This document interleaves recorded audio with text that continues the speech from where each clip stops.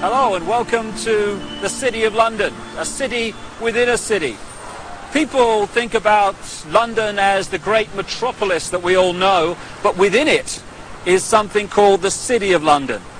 It goes back many, many hundreds of years, and it's the epicenter of the global financial system, if the truth be told. It's more than that, however.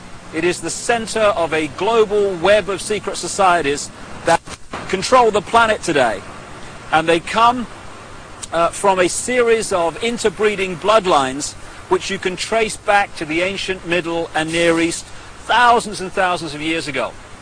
And the staggering truth is that these interbreeding bloodlines under different names have increasingly controlled planet Earth from that time to this, never more so than today.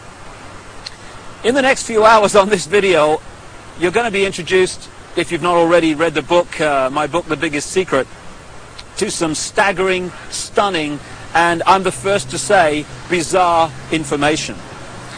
The basis of the video is an interview with a lady called Arizona Wilder, who was brought up and mind-controlled from almost the time that she was born to eventually, as she did, conduct satanic rituals at the highest level of the satanic ritual network, involving some of the most famous people on the planet. But we'll get into that as we go along. It is bizarre, and that's not even the most bizarre aspect of this story, which I'll come to as we progress. But the bizarre just happens to be true. And this video is designed to be a companion to my book, The Biggest Secret, and you'd get more out of the interview with Arizona if you've read that book. But what I'm going to do to start with is just set up a few basic background details that can allow you, if you've not read the book, to follow the story and the revelations that Arizona is going to unfold for us. As I say, this is not just a City of London financial district. It is the center of a global web. It is the spider in the center of the web, as I expose in great detail in The Biggest Secret and a previous book, And the Truth Will Set You Free.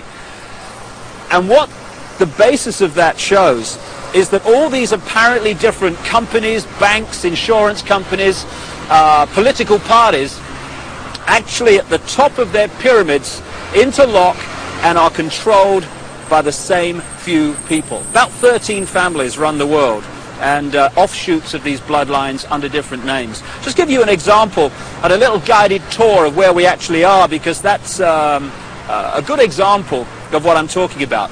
Behind me is the Bank of England.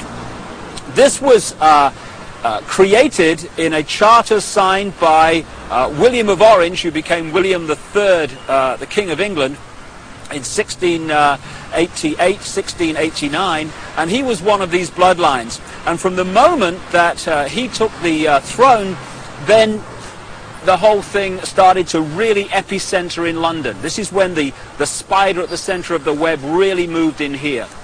So we've got the Bank of England behind me, which was created thanks to William of Orange and the people that controlled him, because these guys are just puppets, of course. Over there we've got the NatWest building. It's one of the big clearing banks in England. If you just come around this statue, which I'll come to in a second, behind me there is the Mansion House. That's the center of government in the City of London, this city within a city.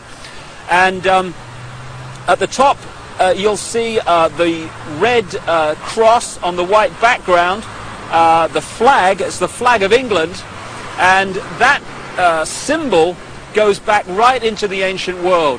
It was the ancient sun symbol of the Phoenicians back in the ancient Middle and Near East, and the Phoenicians had a number of deities.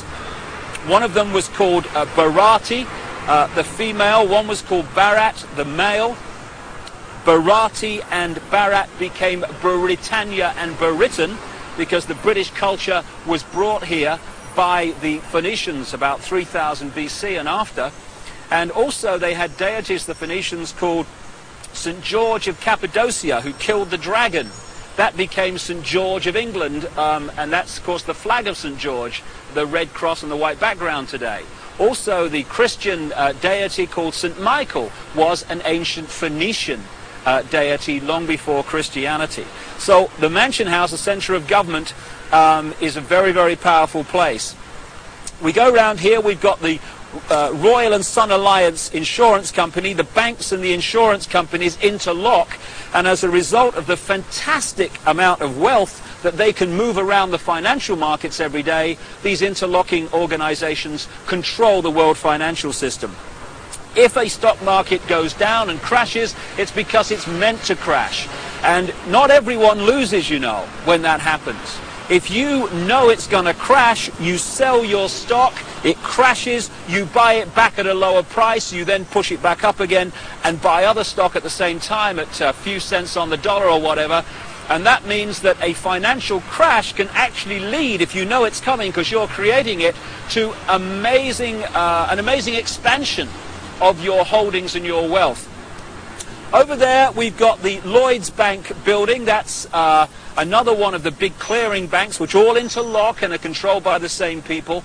And then there we have the Royal Guardian Exchange building, another major insurance company which, like I say, interlock with all the others. And then we come back to the Bank of England. Now, this financial center, along with places like Wall Street, where the bloodline families interlock again, the same people run America as run Britain, as run Germany, etc. They have funded many, many times both sides in wars.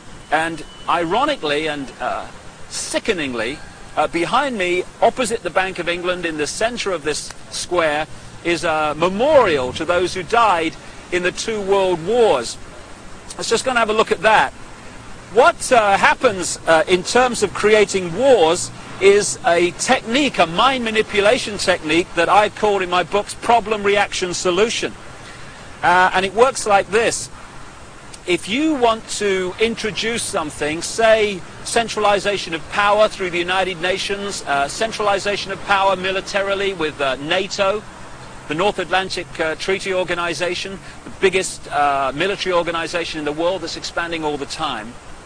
If you want to centralize power into fewer and fewer hands, if you did that openly and said this is what we want to do, there'd be a reaction against that. People would say, hey, this is a fascist state you want to create. We're not having this. But through this technique of problem, reaction, solution, you can actually manipulate people to demand you do what you want to do anyway. So it works like this. First of all, you create the problem, but you get someone else to be blamed for it. You then report that problem through the media in the way you want it reported, because the media is owned by the same people that own the banks and etc. You get the public to react to your problem by saying something must be done, this can't go on, what are they going to do about it?